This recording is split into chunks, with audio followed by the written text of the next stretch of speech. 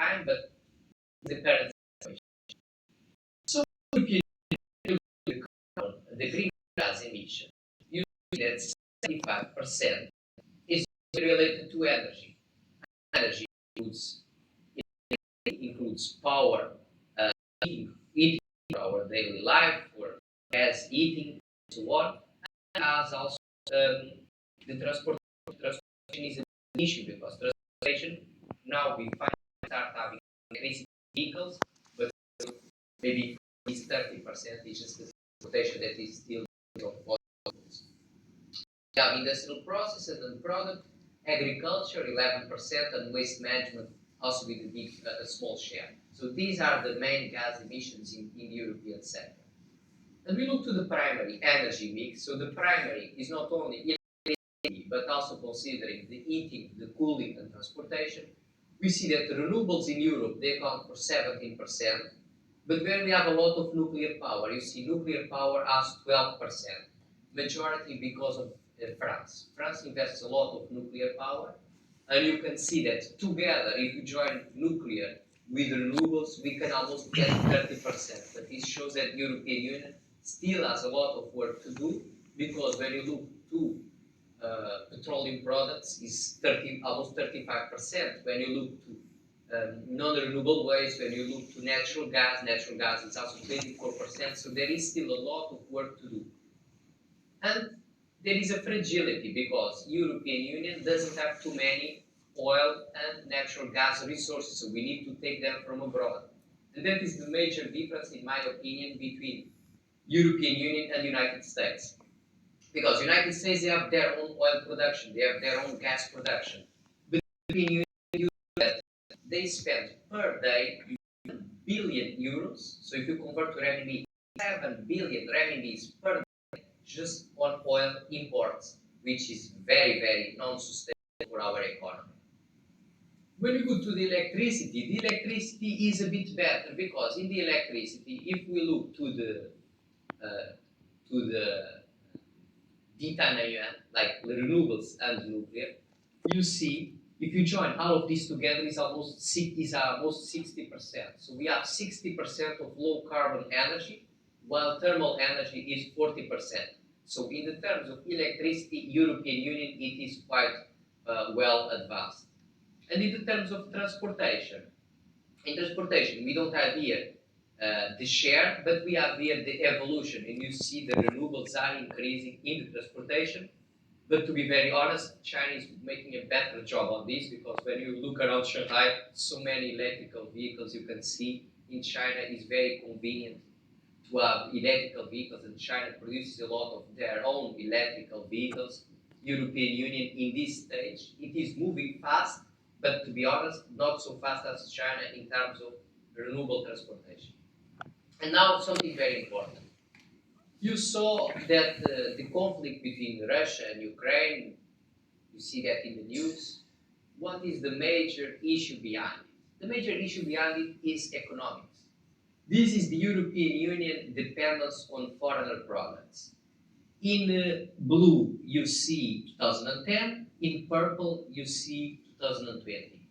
You see that the European Union is almost 60% dependent on fossil fuels.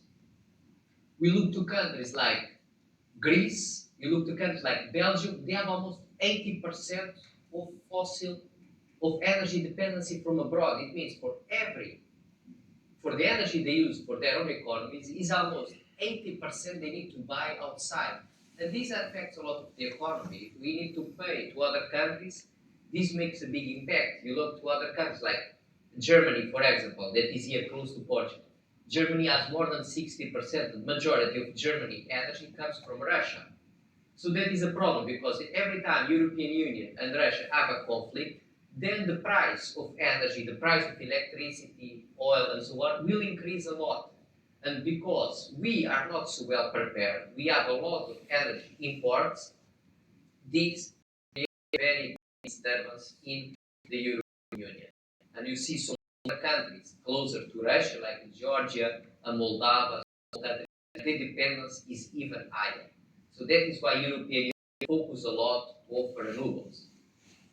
part of it, a big part of it, is the economy because this has a huge cost. And if we have our own generation, we can reduce the costs. And still talking on energy policy, this is very interesting. This is the main pipelines of oil and gas.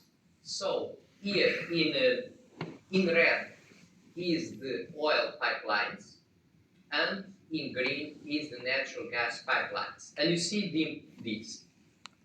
By looking to this, you see the majority of consumption comes from Central Europe. This is Germany, Denmark, Netherlands, even UK. A lot of consumption is here. But where is this coming from? This is all from Russia. And where the pipelines pass. This is Ukraine. So you see, how the pipelines pass by Ukraine. So if Russia and Ukraine have a conflict, then gas cannot pass from Russia to European Union. And if it cannot pass, what the European Union do? They cannot buy to Russia. They need to buy to US. So this is a very complex problem.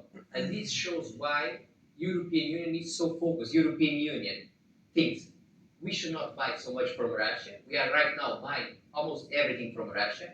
But it's also not good we buy from United States, because if then we will be dependent on United States. So European Union wants to invest in renewable energy also to reduce this problem. And you see these direct pipelines passing to the center of Europe, or they pass by Ukraine, or they pass to Belarus, by Yalosa. So you see how important then politics and energy are related. Sometimes we think we as engineers, we only focus on technical problems, but we need to look to the major issue, and we see sometimes everything is about economy or everything about politics. So if you look to this map, do you clearly understand why it's not such a hot topic? And this cable you see here was the Nord Stream. This was the Nord Stream that got blown off recently. You see the Russia being delivering the gas directly to Germany, but then someone destroyed this. We are still not sure who. And now they cannot use this pipeline. So this is quite an interesting. For Portugal, Spain is not such a big problem because we take from other North European countries. Italy takes from North African countries. So it's not a big problem. But for the countries in north of Europe, especially Germany, as you can see, is a very big issue. So once more, why we need to invest in renewables. So what is the current agenda? First, in 2021, the European Union adopted what they call the EU Green Deal. This will reduce at least 55% by 2030. This compared to 19 levels. And carbon neutral by 2050. Other targets for the energy efficiency, 39 and 36% for primary and final energy consumption, and to 2030, like I was saying before, they have this average target of 40% of renewables for all European. And what is the advantage of this European Green Deal? So the European Union wants to have fresh air, clean water, healthy soil and diversity. They want to have new efficient buildings. They also take into consideration the food you are eating because it has a huge major impact in our health. They want to have more public transportation. If you have more public transportation, use less cars, less energy, everything more efficient. Clean energy, innovation is one of the major 8 points. And then lasting products. So European Union recently, they had an issue with Apple. Because as you know, Apple, when you have the iPhone, they had a charger different from everyone. From Huawei, from Xiaomi. So European Union said this cannot be. You need to use the same charger as the other countries. And part of this is also related with the strategy of the carbonization of the Union. Now, I have to explain to you how much time it takes for a policy to be approved in the Union. And it takes a lot of time, you see. First time, the experts mentioned the European Green Deal, and the first presentation was December of 2019. 3 months later, it was proposed for the Union to be carbon neutral by 2050. So it took 3 months to decide what is the long-term objective. Around the same time, the European defined a strategy for industry. So when they mentioned the European Green Deal, only after 3 months later, we start to have some strategy. In July, you have more detailed strategy on integration, and you mentioned hydrogen. So already passed 7 months. In October, already 10 months later, 11 months later, we have already a strategy for renovation wave, methane production, chemical strategy for Europe. Then the battery storage appears a strategy in December of 2020, so already past 1 year when it is presented. And then only on May of 2021 it appears the blue economy pollution strategy, that is, what is distraction for the offshore energy. And then in 2021 it appears the European Green Deal. So you see, between December 2019 to July of 2021, to have this consensus, or according to the 27 countries, to the expert, we take this time to get the approval. And so in Europe, it takes time. But what is the positive part is that it takes time, but when it happens, we know it will really be done because all the countries agree with the strategy. And last year, 2022, European Union said now because of the situation between Russia and Ukraine, we need to even be stronger in our energy sources. We need to be more reliable. They need to put higher targets. So you see, this is to give an idea of the timeline that takes to make approved a typical strategy. But this takes time, but this is a strategy that will be in place at least for 10 years. But we created also some short-term measures. Short-term measures, last year, the Union decided to recommend citizens and business to save gas imports so that we need to buy less from Russia, buy less from the United States. They want to facilitate solar projects, and they want to buy the iron. The colleagues that were in the new energy class, now we mention a project we use solar wind coupled to hydrogen. You see, that is already an objective of the European Union, is use renewable generation to produce hydrogen, and then this hydrogen will be put in the gas pipeline. So if we produce hydrogen in the European Union, we put in the pipeline that I showed before, you don't need to buy, you can reduce a bit the imports. And the first large European hydrogen project started last year, and we also want to produce biomethane. I don't know if you're so familiar with biomethane. In LCC, when we have the food, we have some kind of waste collector. I know Chris is working quite a lot on that topic. And with the waste, with the food collection, sometimes you can even produce some biomethane that it can be put on the gas pipeline. It can reduce the imports. And I know there is a lot of interesting research in the college on this. Other strategies consist on the purchase of natural gas. So the European Union now buys the gas like if it was a single country. They are not saying that Germany, you buy for yourself, you France buy for yourself. Now European Union buys gas for United States, for Nigeria, from Brazil, etc. as a single country, so then it can reduce some of the costs. And then they want to establish a plan for gas supply disruption. They want to make a strategy if there is some disruption in our fossil suppliers. We should have already a plan which will be the second and third country supplying energy. So if you cannot buy to Russia, we already have to have a plan B in which we are going to buy to Brazil, for example. And the medium-term measures, this is 2027. The Union wants to increase the energy efficiency targets.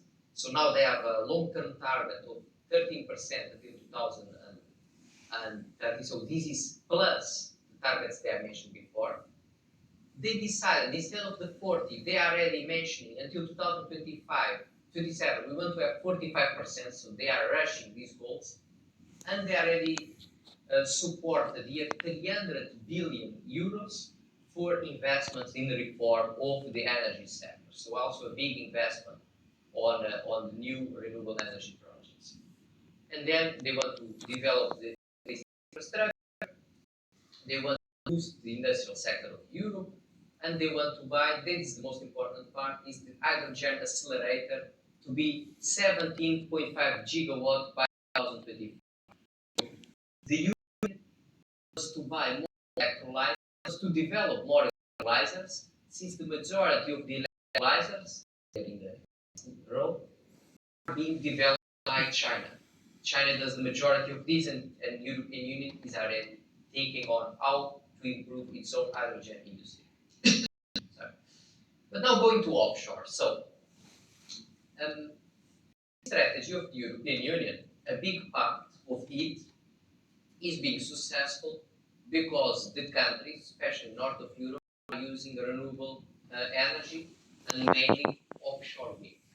Countries like Norway, Finland, Denmark, Germany, their seashore is very flat. It's not so very big. So you can do like here in Linga, you have a lot of offshore wind very close to the shore. And if you have the offshore wind close to the shore, you can deliver the electricity to the cities. Usually the major European cities are like in China, they are near the coastline. And right now, European region, I'm mentioning also UK, and I'm also adding Turkey here in the group, they are dominating the offshore wind installation worldwide. So you see, offshore wind has been 25 gigawatts across all of Europe. Offshore wind is very good because they produce more than the normal onshore. So the capacity factor that, as you studied before, is a value that says how much electricity I can generate with the technology according to the region I have it installed, according to the resource data or solar or wind and so on. We can make a calculation to understand what is the capacity factor.